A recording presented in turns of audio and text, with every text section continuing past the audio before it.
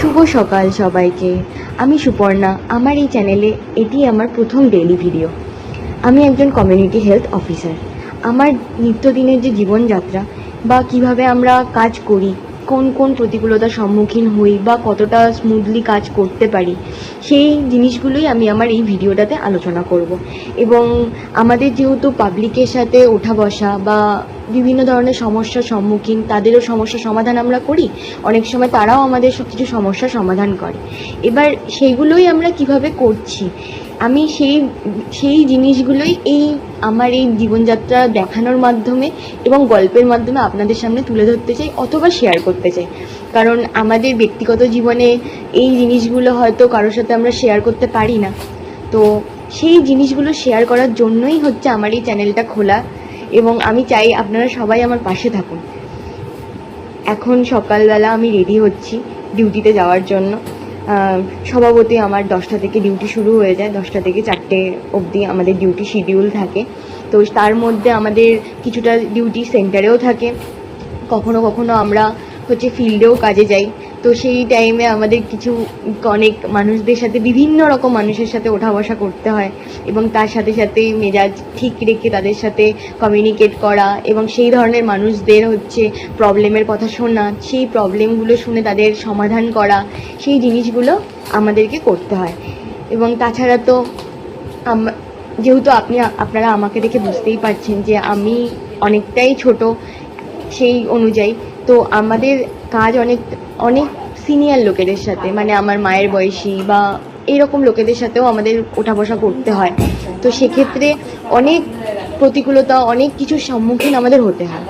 এইরকমই একটা যেটা সম্মুখীন আমি হয়েছিলাম সেটা রিসেন্ট একটা, মানে একজন আমাদের সেন্টারে ব্লাড টেস্ট করতে এসেছিলেন।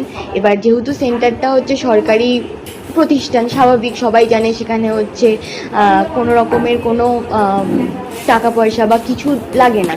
কিন্তু আমরা জানি যে সরকারি মানে প্রতিষ্ঠানের সাথে কিছু বেসরকারি প্রতিষ্ঠান সংলগ্ন হয়ে কিছু কিছু পরীক্ষা নিরীক্ষা করানো হয়। তো সেক্ষেত্রে সব ধরনের পরীক্ষা নিরীক্ষার প্রতি আমাদের যে সরকারি যে ফ্রি ব্যবস্থাটা সেটা থাকে না।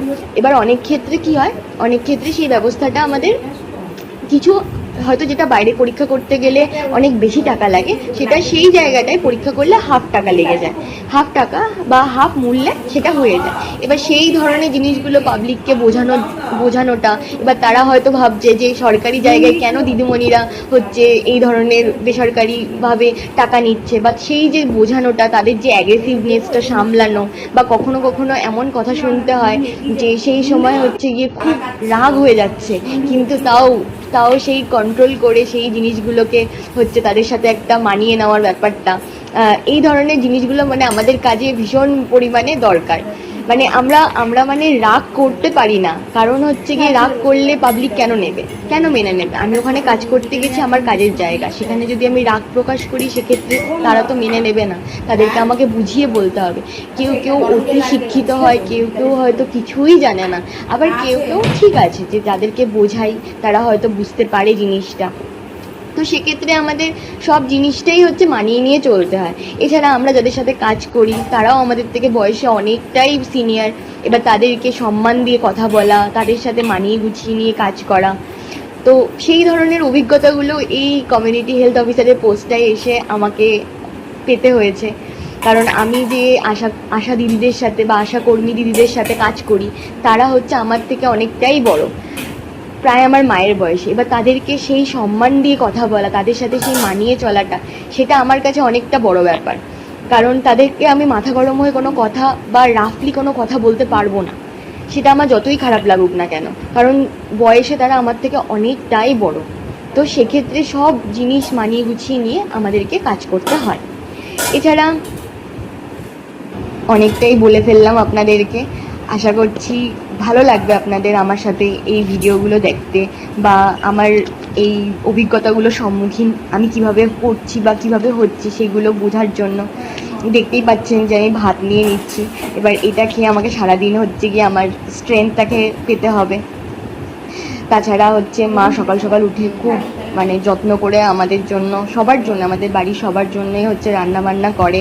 এবং সেটাকে হচ্ছে গিয়ে মানে অল্প হোক কিন্তু খুব ভালো করে জিনিসটাকে। যখন আমরা হস্টেলে থাকতাম তখন তো নিজেদেরকে হাত পুড়িয়ে রান্না করে খেতে হতো, কিন্তু সেটা এখন আর করতে হয় না।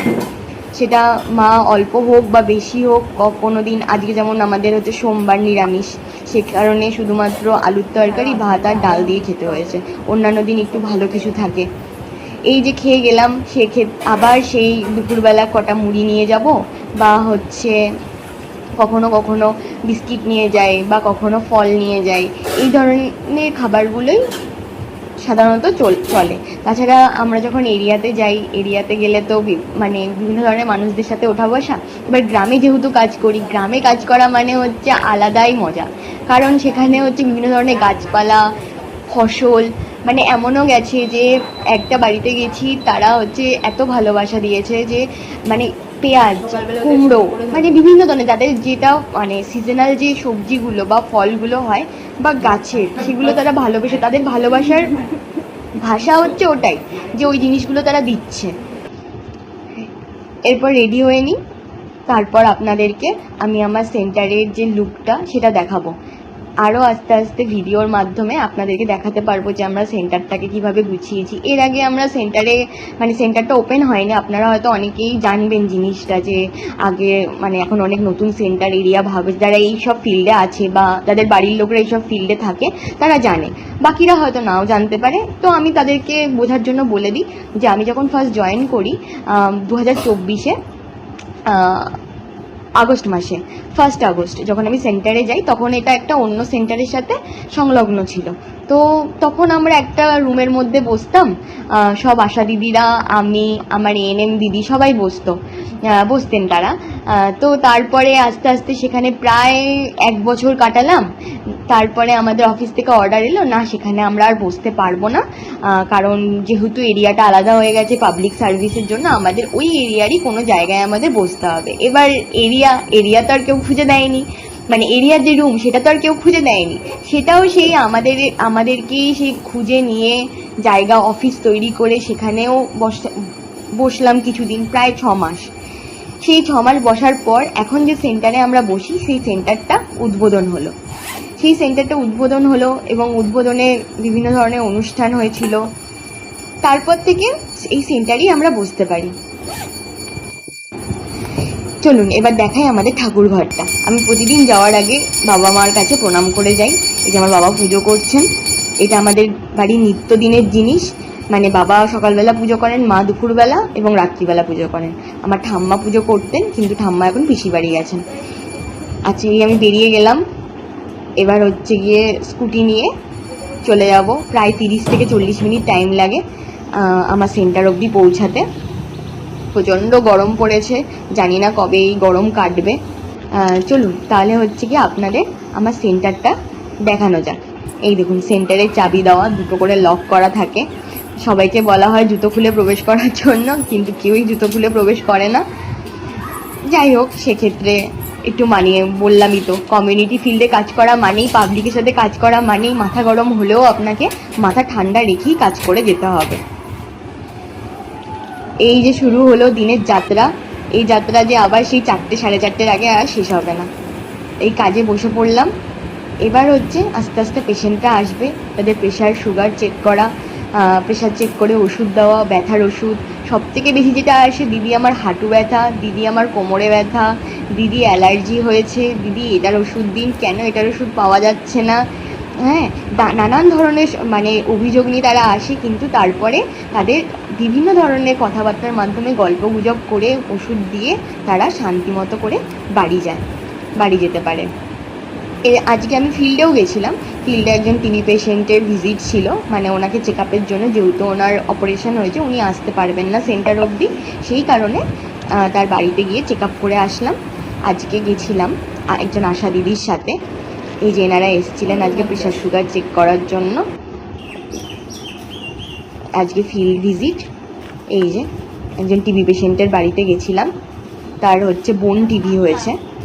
কোথায়? আর ওখান থেকে ফেরার সময়, আবার ওখান থেকে আমি সেন্টারে 2টোর সময় এলাম। ফেরার সময় এই যে একটু পেয়ারা মাখা, প্রচণ্ড খিদে পেয়েছিল ওই টাইমটায়, মারাত্মক খিদে পেয়েছিল, কারণ যেহেতু ওটা ভাতের টাইম, যেহেতু ভাত পাচ্ছি না বা কিছু পাচ্ছি না, শুকনো মুড়ি খেয়ে পেট ভরানো যায় না, তাই একটু পেয়ারা মাখা কিনে নিলাম। এই যে আমার সুস্বাস্থ্য কেন্দ্র, প্রচণ্ড গরমে ক্লান্ত হয়ে গেছি, এই একটু পেয়ারা মাখাটা খেলাম, এরপর কিছুক্ষণ কাজ করলাম। এই যে আমার দিনটা আজকে শেষ হলো, এরপর বাড়ি। নমস্কার, আজকে ভিডিওটা এইটুকু পর্যন্তই। সবাই ভালো থাকবেন।